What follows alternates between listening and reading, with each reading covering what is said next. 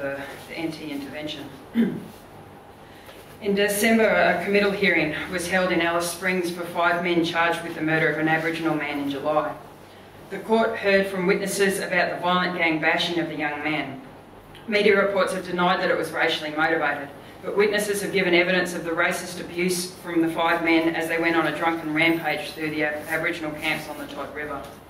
While this case is receiving media attention, this violence is a daily reality and a daily threat for much of Aboriginal Australia, from white racists like those facing court in Alice Springs and from the state, from the racists in uniform. According to reports from Alice Springs, this violence is intensifying as a direct result of policies of the anti-intervention. Policies that are legitimising the already widespread racism and fanning the flames to attempt to justify the massive attacks that the intervention represents. Under the intervention policies, Aboriginal welfare recipients receive 50% of their payments on basics cards, ration cards, which can only be spent on food, clothing and medical supplies and can only be used at some stores. The big supermarkets now have separate queues for Aboriginal people with the ration cards. Workers on the CDEP programs have also been paid onto ration cards. These are the work for the dole jobs that are paying around $14 an hour for jobs that should be created. And this is the case right across the country. In the Torres Strait, for example, there are over 1,400 CDEP workers and 48% of them are in government positions, cheap labour and no entitlements. In 6 remote Aboriginal communities in the NT, as well as outer suburbs in Perth and Brisbane, where there are high numbers of Aboriginal people, the federal government has also begun to link social security payments to school attendance. And a similar attack is also part of the Cape York Family Responsibility Commission scheme. The government has now announced that it will extend this attack on social security across the country. Well, as well as laying the basis for the slashing of social security, the other plank of the intervention is a massive land grab, intensifying the rollback of the gains of the land rights movement. There has been much self-congratulation from the government and a chorus of paternalism in the bourgeois press about the takeover of the Alice Springs town camps. The 4-year resistance to this takeover was eventually defeated, with a 40-year lease signed over to the government. The return for the people is the clean-up of the camps and the construction of 85 houses. Much is being made in the media of this clean-up, ignoring the fact that rubbish collection is an expected service in the rest of the country. In the camps, Aboriginal prisoners have been brought in to do the clean-up. This is part of what the government calls mainstreaming. NT Housing Services has taken over housing associations and the Tangerry Council as the tenancy manager.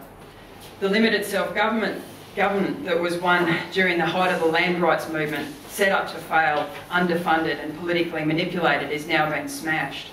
In the height of hypocrisy, Macklin wrote in The Australian on December 19 that progress will mean difficult and complex decisions for Indigenous leaders and individuals as they take responsibility to shape and control their future.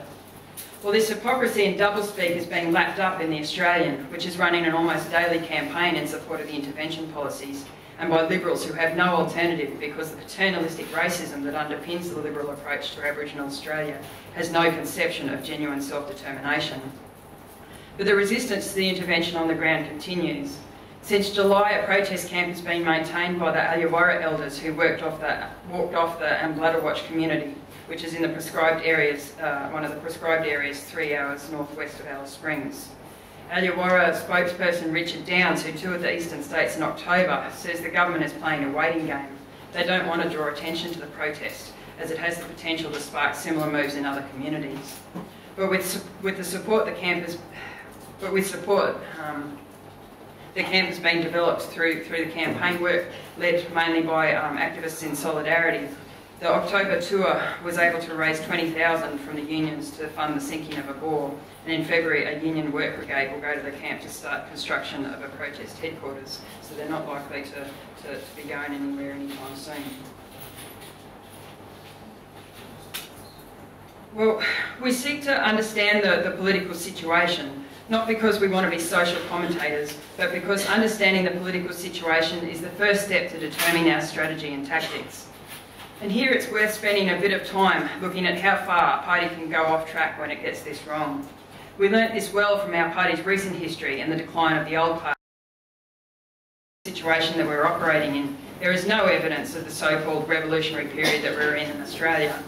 Meanwhile, on the one hand, there is a prediction of a potentially revolutionary upheaval around the corner, and on the other hand, a motivation to ditch the revolutionary program to advance so-called new fighting programs and platforms. Well, this new thinking is not new at all. There are many examples throughout history of parties that have departed from a revolutionary perspective, and few, if any, ever openly declare it.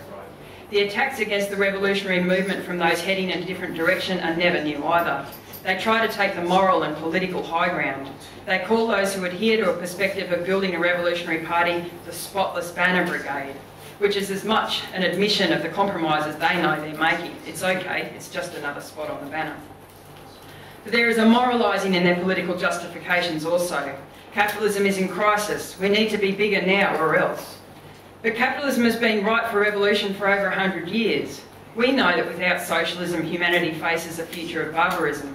But this has been the lived reality of a significant part of the world's population for a long time. In human terms, there has always been an urgency to the struggle for revolutionary change. The environmental crisis adds an even greater urgency. But it is this crisis that makes revolutionary solutions more urgent. But it's precisely this which is being ditched. This is the meaning of the statement in the report that I quoted from above, that it has to be constantly assessed what an effective party for socialism in the 21st century needs to agree on at each stage in order to advance. That is, they don't need to agree on revolutionary solutions now. Leave that till later. And this is the precise heart of where they start heading off track, and they are following a well-trod path. You can't build a party to be capable of providing revolutionary leadership if you don't train the party in a revolutionary perspective, if you don't train revolutionaries. It's like an army unit that's needed on the front line, leaving their weapons behind to lighten their load. Our weapon is training in tactics, strategy, and in applying historical lessons in a popular way that can win the confidence of the people. It is training in knowing the balance of forces and understanding the political terrain, how to win allies and how to deal with enemies. And this cannot be built overnight. It cannot be built in the midst of a revolutionary upheaval, especially as this is precisely when the forces against revolution are the most dangerous. So this is where those leaving a revolutionary perspective start going off track. They try to take shortcuts. But once you've started down that road, you are subject to even greater pressures, especially in a rich imperialist country like Australia, where there are still real opportunities for leftists to do pretty well for themselves, as long as they're willing to play the game and get a few spots on their banners. It also comes through in their arrogant derision of the revolutionary left. They say that we're happier to be small, that we just want to sit around in reading circles affirming ourselves. But none of this is new either. It's epitaphs thrown at the revolutionary movement for decades. Supposedly they're off making a difference. Sure, they might have to, do a couple of dirty deals to get a position in the union, and they might have to water it down a bit to get elected here and there, but they're making a difference. Well, the Spotless Banner Brigade is the sort of attack that upsets an opportunist outfit whose goals and aims are very different to a Marxist party. But history shows us that in a revolutionary situation, properly prepared cadre can rapidly expand their forces. This was proved by the experience of the Russian Revolution, in which the Bolshevik Party went from being a tiny minority, only emerging from underground in February 1917, to 9 months later leading the world's first socialist revolution. And this experience has been confirmed by revolutions throughout the 20th century.